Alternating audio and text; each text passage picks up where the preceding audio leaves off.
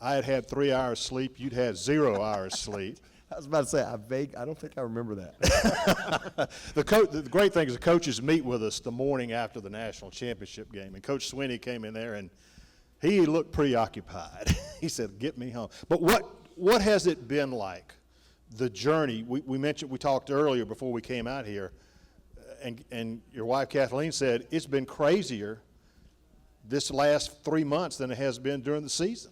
Oh, yeah. The season is our off season because that's our normalcy. The so-called off season is kind of crazy time. There's just a lot going on, but it's fun. And, there's a lot that comes with being the national champion, a lot of responsibilities that come with it, but it's a blessing. And, we've just tried to enjoy every second of it. I tell our staff and our coaches all the time, just enjoy the journey. None of us are promised tomorrow, and it's such a privilege to be able to do what we get a chance to do, and so it's been hectic but a lot of fun.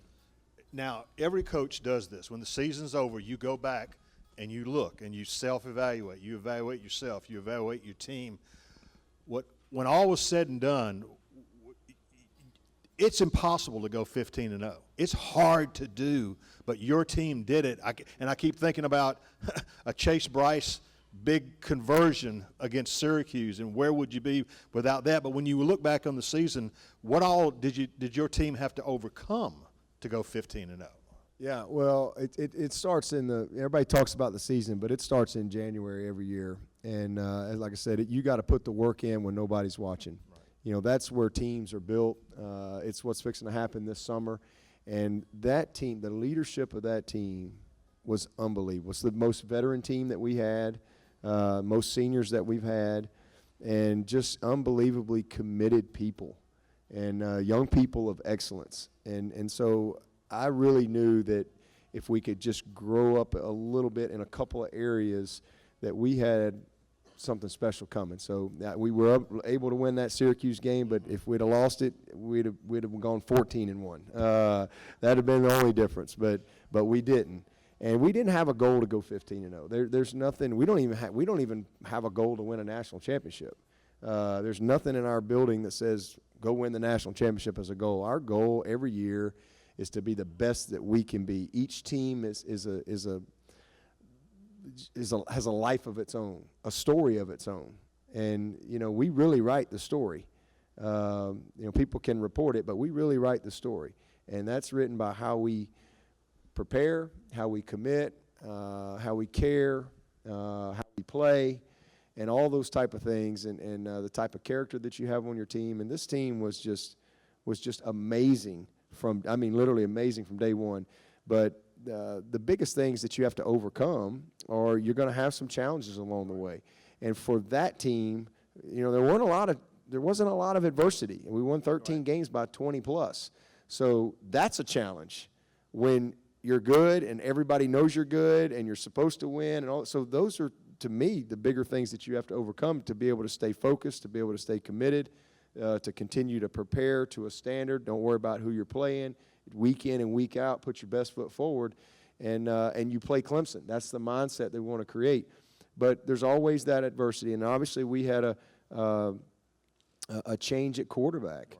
And that was a really challenging situation because these aren't robots; these are people, and there's emotions and feelings, and it's tough sometimes when you have to make some tough decisions along the way. And the decision wasn't hard from a football standpoint. The decision was hard from a personal standpoint, and because that somebody's going to be hurt by it. But then, we had one of our players decided to leave, and so there was a lot of drama that we had to deal with, really from the outside. But it was awesome for me to see the heart of our team in the midst of that. And then I saw it during the week, and then, of course, Murphy's Law takes effect, and, a quarter into the game, and Trevor's out.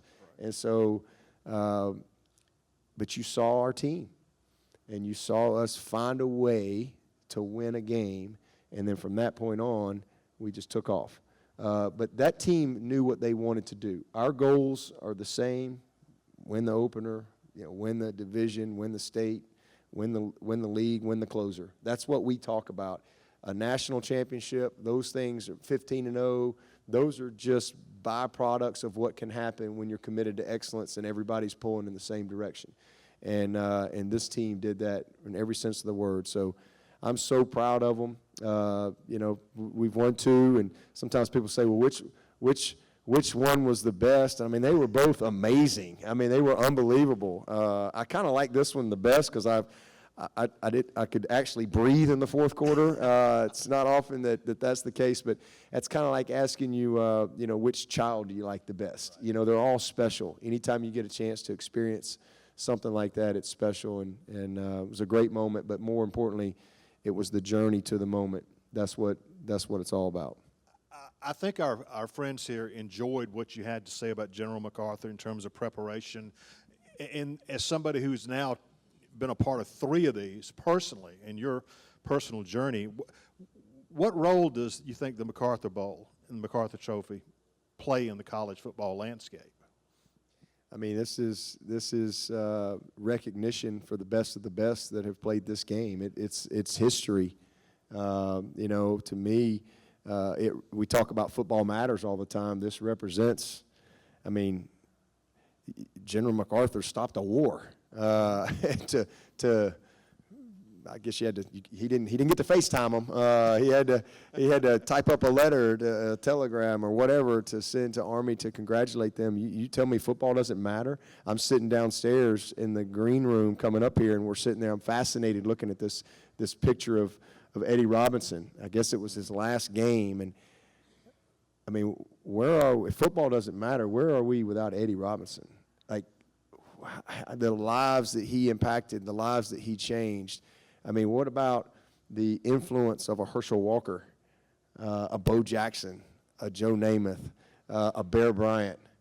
I mean, I could go on and on and on, and these are people of incredible influence. And for a guy like General MacArthur to see the influence and the importance of football, I don't really know how anybody could argue how important football is and how much it matters. It's a sense of pride. It's a unifying game. It's special, and the lives that have been changed through the game of football are represented right here in this trophy. And then the best of the best being remembered and honored for all the years that this game is. We're going on 150 years now, but football is. I mean, I'm from Pelham, Alabama. What am I doing here? I'm not here if it's not for football, and I don't have the opportunity to impact and help shape and develop young people. I don't get a chance to be a part of Christian Wilkins' life. I don't get a chance to help Deshaun Watson in his journey. I don't get those opportunities without this game. So it's special, and I'm just so thankful that I'm getting a chance to be here with you and celebrate this moment. And again, hopefully y'all got some room on here for growth. There you go. So, well, and I was going to ask, we talked about your hometown of Pelham, which is just outside of Birmingham, and what life was like growing up there. And it's just hard to imagine. I know a lot of people whose lives have been changed by football in a lot of different levels, but your life has been totally changed by football. Fair? Yeah, there's no doubt about it. I mean, first and foremost, no matter what happened for me in football, if I didn't get my education, I'm not sitting here because I wouldn't be qualified to do what I do. So my education led the way, but I was driven to get my education as a student athlete. And I think that's why you alluded to the high graduation rate. Being a student athlete is not easy.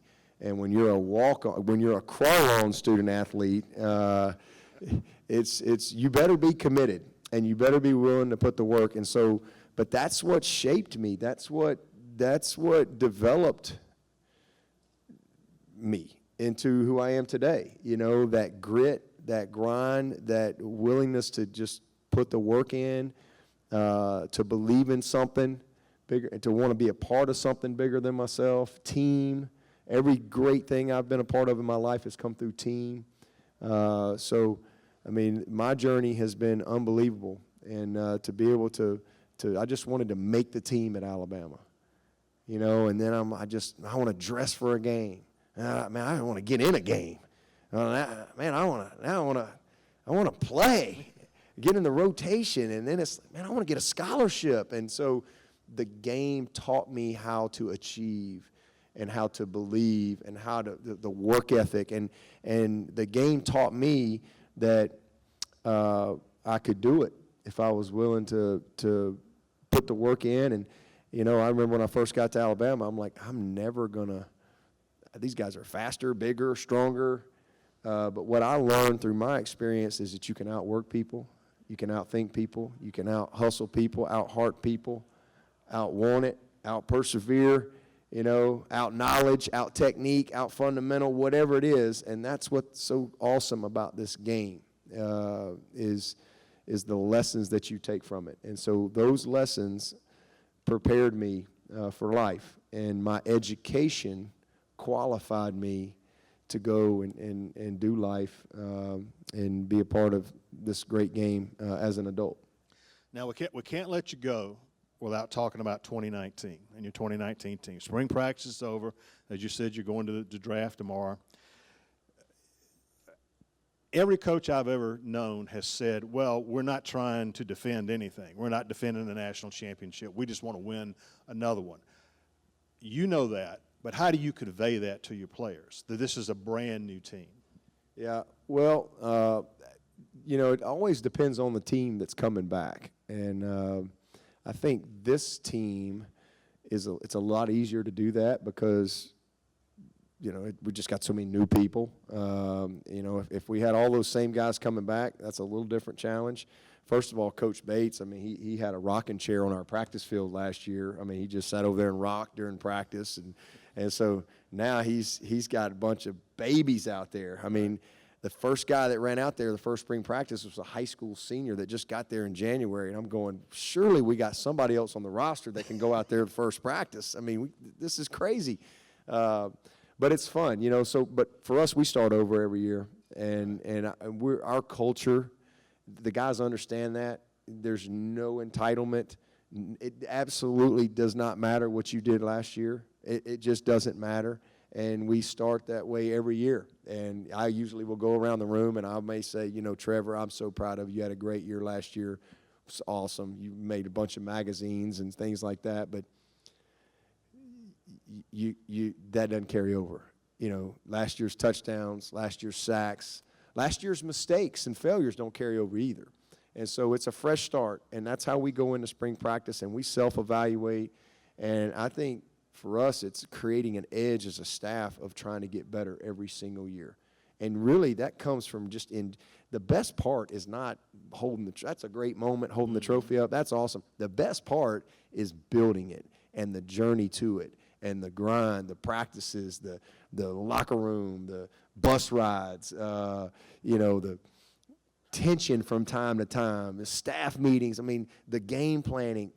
If you don't love that, then you're not going to be consistent. Right. And that's the best part. So for us, it's just back to the basics. And one of my things this year is we were the last team to walk off the field in college football. And I wanted to be the first team to get back on it. So we started spring ball February 27th. So we were right out of the gate. We turned the page quick. 17 mid-years showed up.